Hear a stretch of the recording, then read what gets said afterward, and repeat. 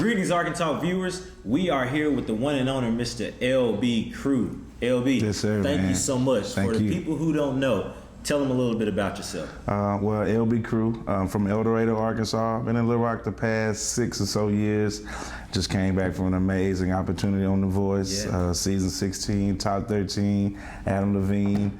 And so, yeah, I'm just living the life of a musician now. Oh, yeah. Well, thank you. First, thank you and congratulations, because thank you for highlighting the state in a positive matter. Congratulations for all you're doing, because you just went right into it. I wanted to do the backstory and everything, but I'm going to go right into it since you did it. So, The Voice.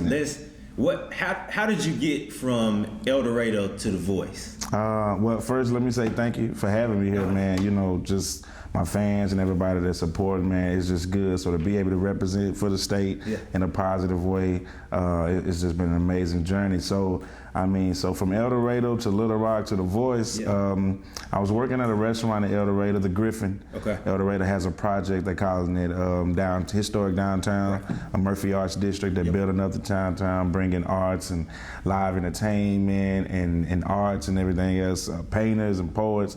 And we showcased Barry Baber, who's an Arkansas native, Northern Arkansas. He was on The Voice, had a good run on The Voice. I met him as a manager there. We jammed, put on a little after party for the servers and everybody at work because they don't get a chance to see the show. And he said, man, I need to get you hooked up with my producer. Hooked up with a guy named Luke Wade. I kind of drug my feet, you know, so that's like my, when I talk to kids, I just kind of tell them, man, don't wait, you know, take advantage of every opportunity. But I drug my feet for a year, man, to God be the glory that just the opportunity was still there. And he's like, man, we got to get you a date. We got to get you somewhere. So I chose Dallas. And that was one of those leap of faith things. I basically had the option of becoming a full-time employee on a job with all of these benefits and great pay, or go to The Voice and try out. So I pack up my bags. I drive to Dallas in probably the worst thunderstorm I've seen in my life. I mean, I'm watching the lightning crack the sky. I go down to Dallas, have a wonderful audition, thinking I'm gonna go to Hollywood. About a week later, they say, hey, we changed our mind.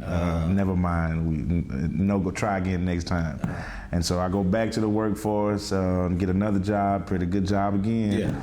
And then a week after orientation, they call and say, well, hey, can you come back to Hollywood? And I told them, I didn't think y'all love me no more. And so I packed my bags and flew out to Hollywood in like October, LA, Burbank. And the rest is history, man. And I just wanted to make my stamp on the show, and I hope I did that. Oh yeah, you definitely did. So I had so many questions that I'm gonna try to fit in. First, what was it like to hear Blake Shelton shout out Toe Suck? Because I'm from Conway. So it was a little bit of excitement to me when he shouted out Toe Suck. Yeah, I mean, I went to school at UCA my freshman year, so I know Toe Suck days, the fraternities and everything, go do their picnics, you know what I'm saying, in the springtime. So I'm familiar with Toe Suck. To get him shot that out, it was a good thing, because Toe Suck now wants to invite me down to perform for Toe Suck Day, so that's going to be amazing. And for him to know, I think he performed there back in like 2007 or something. So, I mean, it's good that he could highlight an area of the state like that. I had to give a big shout out to my hometown. They kind of got a little antsy with me. Because on stage, I say, well, hey, I'm LB Crew and I live in Little Rock. And man, you should have seen the phone. The phone calls like, hey, you need to let them know you from El Dorado and da-da-da. I said, well, just keep the pound. I said, well, just keep watching the show. They gonna say my hometown is from El Dorado, Arkansas. On all the graphics, it say El Dorado, Arkansas. So we got that smoothed out. But to have Blake Shelton highlight that area of the town, the city, is good. So Team Adam. Team Adam. What was that like? It was great. A lot of people gave me flack, like, why'd you choose Adam? You know, why did I go with the obvious choice, John Legend? But me as an artist and as a musician, I'm always trying to grow.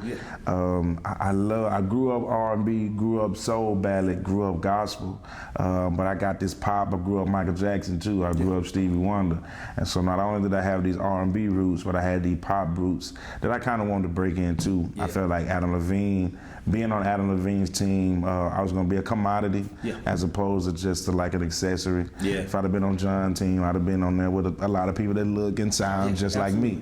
So I feel like going with Adam, that energy, you know, the icon that he is, I feel like that'll be a good fit. Kind of mold me and put me in a different comfort zone, and expand my music. Yeah. So you talked a little bit about the artists that you grew up listening to. If you were going to say you had to pick one, if you had to pick one artist or one album that you had to listen to for the rest of your life, I could do both of them. That's gonna be Marvin Gaye. Okay. It's gonna be the What's Going On album. Classic. Classic. Marvin Gaye is my all-time favorite singer. I love his soulful voice. He mixes this spiritual consciousness with his sensual side, I guess you could say. And man, he sings with so much passion and conviction. He said he like gypsy music, and that's kind of music that's gonna make you cry. And you can hear that when you listen to all the Marvin Gaye songs, man. I'm working on a beat right now. I like to sample Marvin Gaye in my music, and so definitely big shout outs to Marvin Gaye. I'm trying to be coined the young Marvin Gaye. That's what I want to be. I'm getting older, so I got to hurry up and do that. And we talked about it before you came in, that you are about to put out some new music. What all are you working on? So we released Time in October of this year. Time it's a Marvin Gaye sample too, Marvin Gaye bass sample. It's a little bit different what people know me as a singer, but it's definitely up my alley as the artist that I've always been. We dropped it on Halloween. It's got a good message in the video, so be sure to look at the video, check out the message. That song is entitled Time. I'm also dropping a new single here in the next week, and that's gonna be called It's Yours. Definitely recorded that as soon as I got back from The Voice. Man, it's just encouraging people to take your time, you know, don't get stressed out, don't be anxious for anything, but whatever it is that you're trying to fulfill, whatever your dreams is, just keep pushing. We're partnering up with a few people, just trying to figure out the different agencies, and we're gonna put that with human trafficking.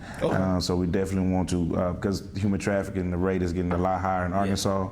So we definitely want to bring awareness to that. And so for victims, I mean, for anybody, they just need that encouragement, you know, and it's a personal testimony of mine of, you know, you get this high from The Voice and it's a good ride, but then you come home and people don't understand, you know, how lonely you get and the sacrifices that you have to make and how sometimes you're your biggest critic, you know, and so you always wonder, am I good enough? I mean, why didn't I make it? Why didn't I win? You know, you forget, you know, you got genuine fans, or you worry about the haters. I mean, it's just so much that your mind can play tricks on you. And so this song is to encourage and quiet the mind and to reinforce a person that it's yours. Your time is now, just to take advantage of that. Awesome. So when are we going to get the full, or at least an EP?